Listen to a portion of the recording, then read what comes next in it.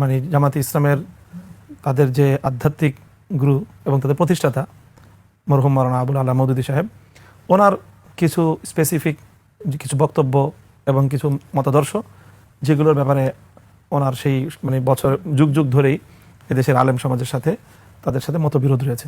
তার মধ্যে বড় একটা হলো যে সকল নবীদেরকে নিঃশর্তভাবে এবং সামগ্রিকভাবেই আমরা নিষ্পাপ মনে করি।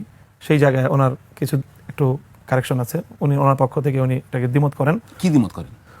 উনি কিছু বক্তব্য যে না, নবীগণের দ্বারাও কোথাও কোথাও ভুল হয়েছে, এরকম মর্মে ওনার কিছু বক্তব্য আছে। আর এছাড়া আমরা মনে করি যে নবীর পরে নবীজির যে সহচর যারা ছিলেন, সাহাবী যারা আমরা বলি, সেই সাহাবায়ে কেরাম আমরা মনে করি যে তারা সমালোচনার ঊর্ধ্বে এবং তারা সামগ্রিকভাবে উম্মার জন্য তারা আইডল, এবং তাদেরকে আমরা বলি মেয়ারে হক, সত্যের মাপকাঠি তারা। তো এই জায়গাটাতেও মওদুদী সাহেব নবীর পরে আর কাউকে ঠিক ওইভাবে বিতর্কের ঊর্ধ্বে তিনি বিশ্বাস করতে চান না। ওনার বক্তব্যে তিনি ব্যাপকভাবে অনেক সাহাবী, বড় বড় সাহাবীদের কার্যক্রম নিয়ে তিনি সমালোচনা করেছেন।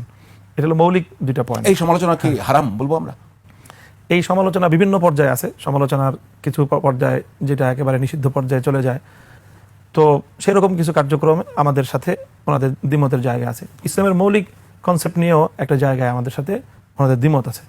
সেটা হলো যে মাওলানা আবুল আলা মওদুদী সাহেব ইসলামের যে মৌলিক বিধিবিধানগুলো, নামাজ, রোজা, হজ, যাকাত, যেগুলো ইসলামের মূল লক্ষ্য, সেগুলোকে উনি ইসলামের যে আরেকটা বিধান আছে জিহাদ বা ইসলামী রাষ্ট্র প্রতিষ্ঠা, সেই রাষ্ট্র প্রতিষ্ঠা এবং জিহাদের জন্য তিনি ওই সকল ইবাদতগুলোকে একটা মানে উপলক্ষ্য হিসেবে সাব্যস্ত করেছেন কোনো কোনো লেখার মধ্যে।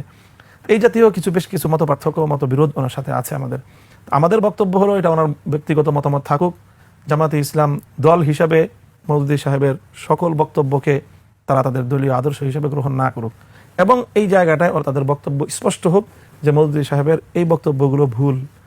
এটা হলো আমাদের সেই হাফিজ হুজুরের যুগ থেকেই আমাদের বাংলাদেশের আমাদের পূর্বপুরুষরা তাদের কাছে বারবার এই অফার করেছেন। চেঞ্জ করেছে তারা? এখনো পর্যন্ত তাদের পক্ষ থেকে ঠিক আমরা যেভাবে বলি সেইভাবে তাদের পক্ষ থেকে কোনো বক্তব্য আসেনি।